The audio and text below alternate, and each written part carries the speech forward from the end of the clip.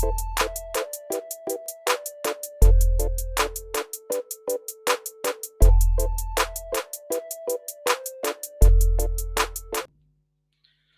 students, this is Naveen. We have discussed analysis part of dynamic vibration absorber in the last lecture, and there we discussed the required condition for operation of dynamic vibration absorber. In this lecture we are going to study about design parameters of dynamic vibration absorber.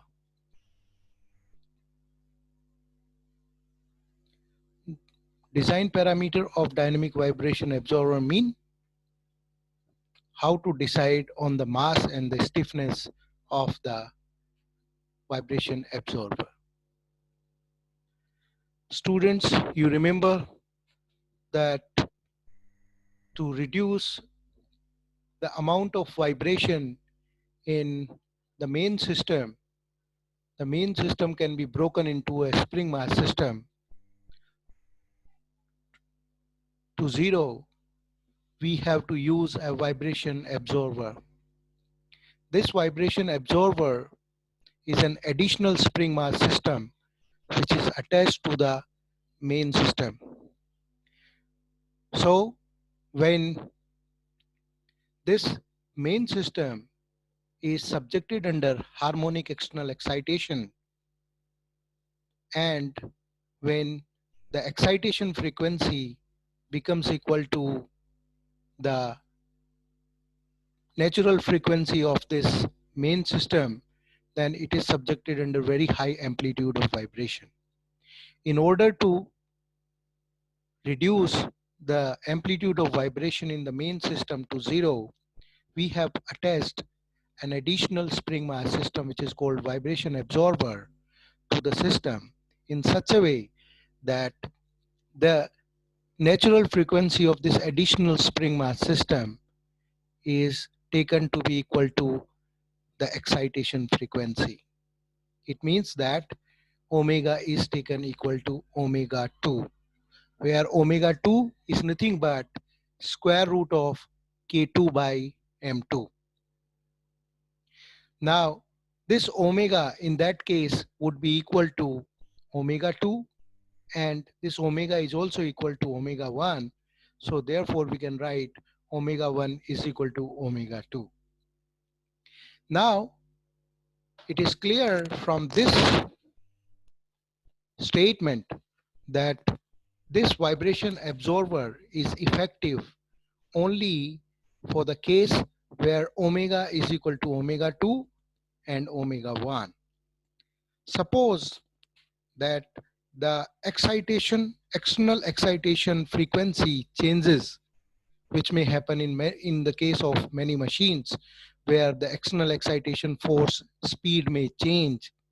In that case, the omega, if omega does not match with omega 2 and omega 1, the vibration absorber may not be that effective. It means that the vibration absorber may not work, because in that case the main system is going to experience high amplitude of vibration. Therefore, we can conclude that this vibration absorber system is only suitable for a constant speed. It means that it has to be designed in such a way that omega should always, it should operate within the frequency range where omega is equal to omega 2 and omega 1. If omega changes and it does not become equal to omega 2 and omega 1, in that case the vibration absorber may not be effective.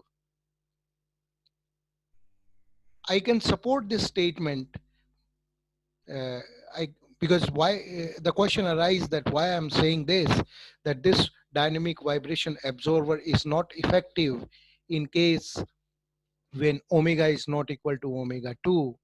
To support this, if you remember, we derived one formula for amplitude of the main mass and amplitude of the vibration absorber mass.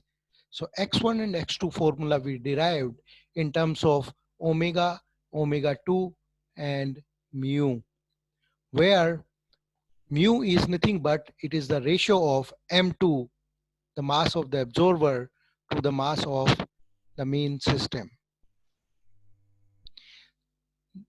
Now you find from this equation that when omega, that is external excitation frequency, becomes equal to omega 2, in that case the amplitude x1 becomes equal to 0.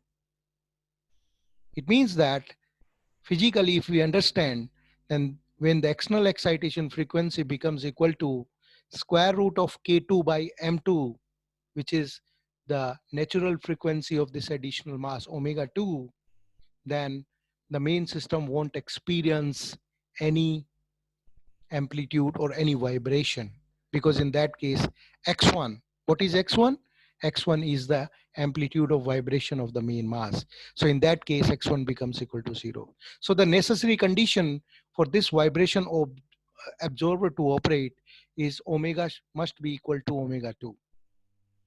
If omega is not equal to omega 2, then x1 is not going to be 0, and in that case the main mass is going to experience uh, vibration.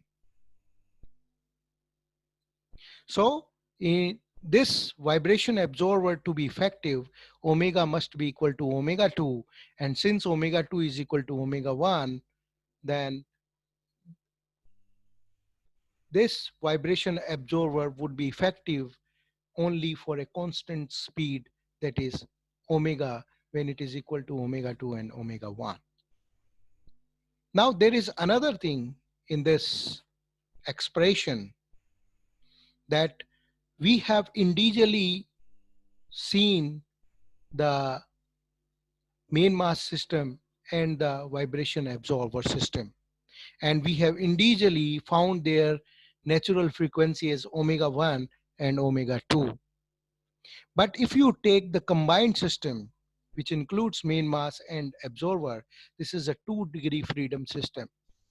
And if you remember, that 2 degree of freedom system does have two natural frequency, which we have already discussed in our previous classes. So what happens if this omega, which is the frequency of external excitation force, becomes equal to the natural frequency, any of the natural frequency of the combined system?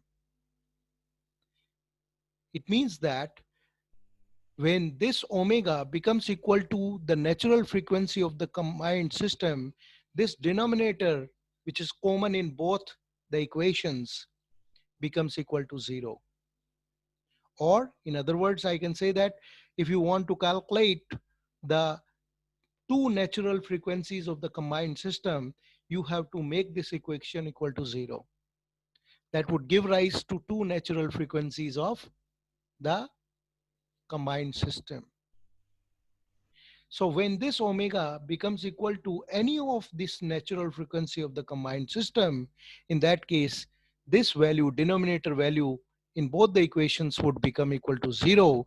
And in that case, x1 and x2 values would be as high as infinite. What does that represent?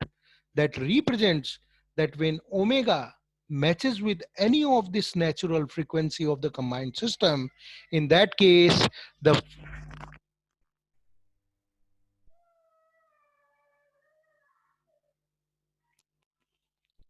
in that case, the system would experience very high amplitude of vibration for main mass as well as the absorber mass.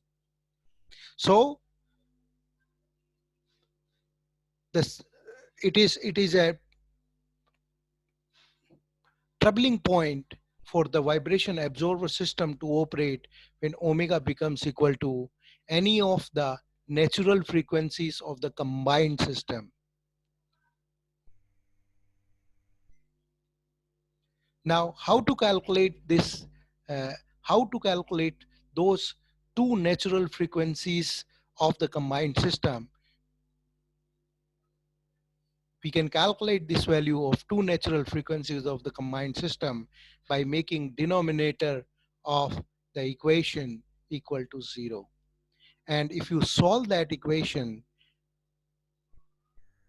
where you have to put omega 1 is equal to omega 2, because this vibration absorber, we have assumed that omega 1, that is the frequency of main system, is equal to the frequency of the vibration absorber. So if you put omega 1 is equal to omega 2 and make this equation, whole equation, equal to 0, you would be able to calculate the natural frequency of two natural frequencies of the combined system. So by making this equal to 0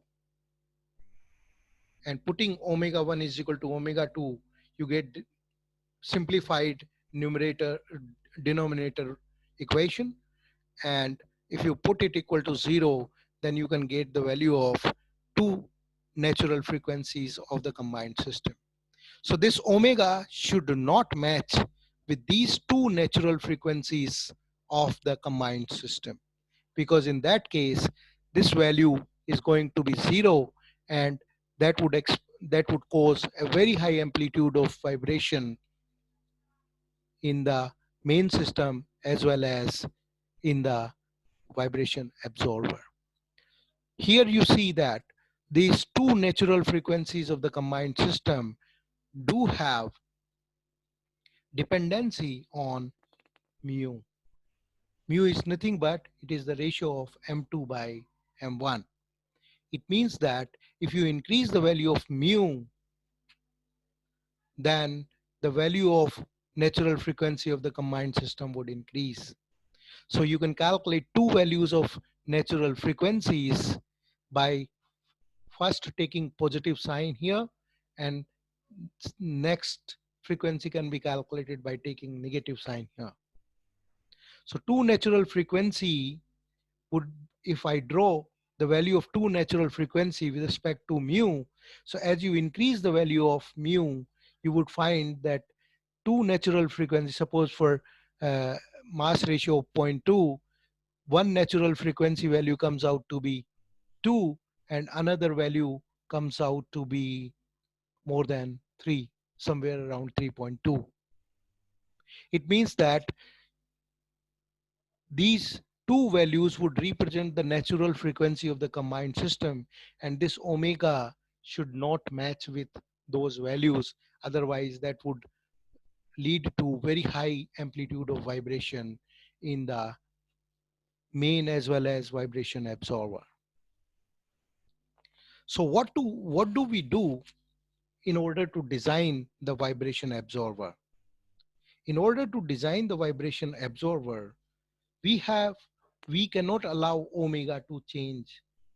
Once this value of omega is being decided, or in fact this vibration absorber is not for variable frequency external excitation force. This is for a constant frequency system, constant external excitation frequency system. So once the value of omega is fixed, what is based on the natural frequency of the main system, you have to design the uh, absorber mass and stiffness, or you have to design the absorber system. So you need to decide the value of K2 and M2 so that this natural frequency of the vibration absorber matches with the natural frequency of the main system, and that should be equal to omega. Now, in order to do this, what you can do is that you can take any combination of K2 and M2, because you know that natural frequency of the absorber mass would be given as square root of K2 by M2. So either you can take a low value of K2 and low value of mass, or you can choose to take higher value of K2 and higher value of mass M2. Now, higher value of mass is practically not feasible because to put a very high value of mass as an absorber with the main system, it is sometimes become difficult. So what is being done is that a compromise has to be made, and in that respect, it is being decided or it is being suggested that the value of mu should be taken, mu means m2 by m1 should be taken in the range of 0.05 to 0.25. So once you know the value of m1, you can accordingly decide the value of m2, because the value of mu has to be kept within the range of 0.05 to 0.25. Mu, that is m2 by m1, should be kept 0.05 to 0.25. Since you know the m1, you can easily calculate the value of m2. And then accordingly, in order to keep the natural frequency of this, square root of k2 by m2 is equal to square root of k1 by m1, you can, since you know the m2, you can find out the value of k2. So this k2 value, once decided or fixed, the m2 value is already calculated, your vibration absorber system is being designed. But this vibration absorber system must have its frequency matching with the external excitation frequency. Only with that frequency it would be effective. If the vibration, if the external excitation frequency matches with any of the natural frequency of the combined system, then the system would become disastrous.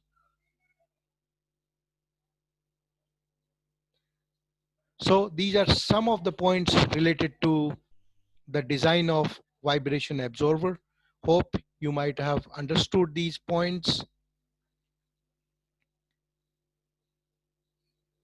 On the next video lecture, I would come up with a lecture on torsional vibration absorber, and torsional vibration absorber is applicable for any range of uh, any range of frequency of external excitation force.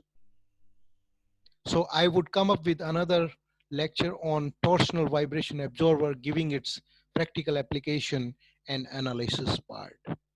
And based on these two lectures, I would then put a small quiz and assignment to get to know that how much you have understood this topic.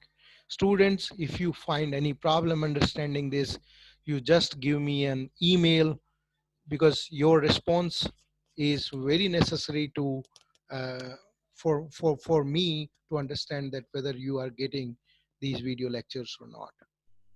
If you suggest, if you have something more to improve on these video lectures, please let me know so that the delivery can be effective. Okay, students, bye for now. We'll come back and come back with another video on torsional vibration absorber. Good night.